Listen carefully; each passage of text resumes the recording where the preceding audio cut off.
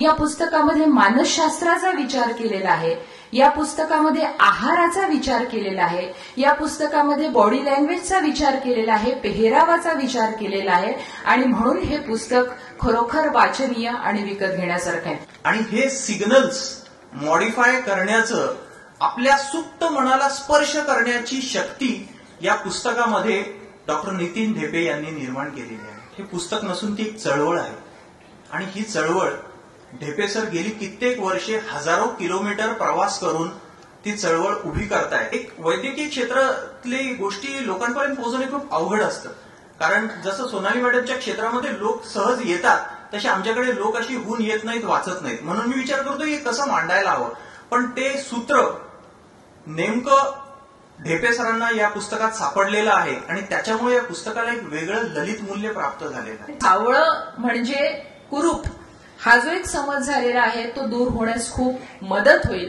की skin tone तुमचा even असणं ही जास्त महत्वाची गोष्ट आहे, नुसतं गोरं असणं ही महत्वाची गोष्ट नाही.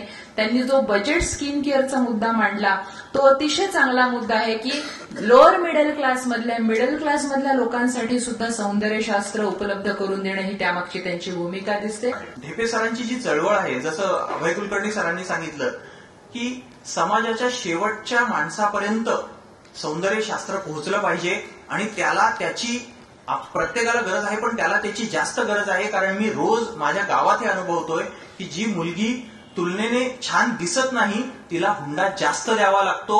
म्हणून अभय सर या पुस्तकाचे कार्यक्रम, हे पुस्तक तुम्ही तांड्यांपर्यंत, गावापर्यंत पोहोचवा आणि जेव्हा माझ्या शेतामध्ये एखादी बांधावरची काम करणाऱ्या बाईच्या हातात मला जे पुस्तक जेव्हा दिसेल तेव्हा 10 ते 20 आवृत्त्यांचं पुण्य तुमच्या आणि ढेपे सरांच्या पदरात पडेल.